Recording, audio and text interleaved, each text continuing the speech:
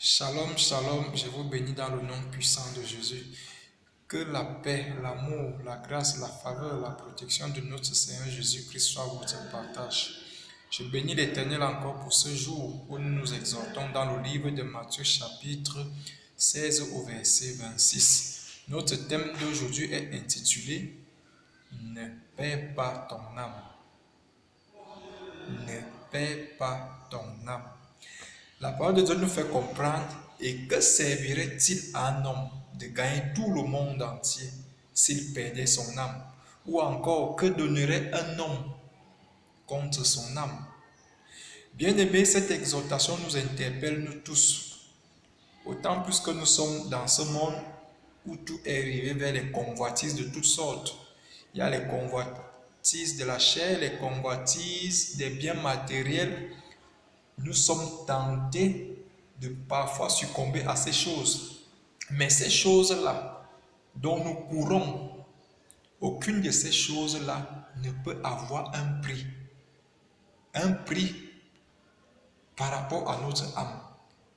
Notre âme est tellement importante aux yeux de l'Éternel. Alors, tu veux là, quelque part, quelqu'un sera en train de travailler, on va lui dire, bon, voilà, si tu veux qu'on te nomme, si tu veux qu'on te recrute, voilà, tu as besoin juste de faire quelque chose qui ne te coûtera pas cher. Mais sans toutefois connaître qu'il y a toujours des conséquences. Un autre te dira, voilà, moi je voudrais juste te connaître comme on connaît une femme, voilà, ça ne te prendra pas du temps, ça ne va rien arriver sur toi. Mais lorsque tu seras en train de faire cette chose-là, tu seras en train de vendre ton âme. D'autres personnes sont liées avec le mensonge, ils sont liés dans le mensonge, ils sont enchaînés dans le mensonge, à telle enseigne qu'ils peuvent tuer tout le monde entier afin d'être bénis, afin de posséder ce dont ils veulent à tous les prix. Mais à ce niveau-là, ils ne savent pas qu'ils sont aussi en train de vendre leur âme. Il y en a qui sont cupides. Ils feraient tout pour avoir de l'argent, même s'ils faillent pactiser avec le diable. Ils sont prêts à le faire. Mais au-delà de toutes ces choses, la parole de Dieu nous demande: et que servirait-il à un homme de gagner le monde s'il perdait son âme? Tu peux avoir toutes ces choses, mais si tu as perdu ton âme, si ton âme va en enfer, mon bien-aimé, tu auras fait la plus grosse bêtise de ta vie.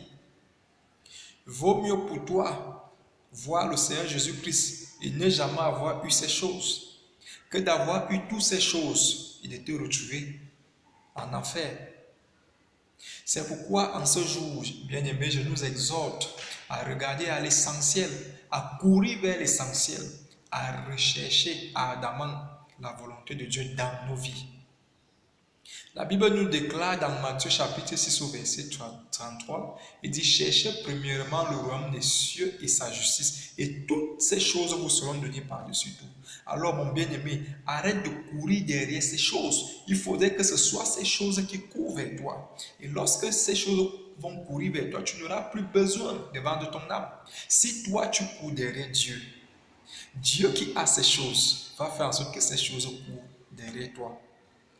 Mon frère, ma soeur, reprends courage, ne perds pas ton objectif, fais confiance à Dieu, applique la parole de Dieu dans ta vie et ne te décourage pas. Évangélise, exhorte, recherche la paix, recherche l'amour, recherche la justice et tu verras la main de Dieu sera manifestée dans ta vie. Que le Seigneur Jésus-Christ vous bénisse.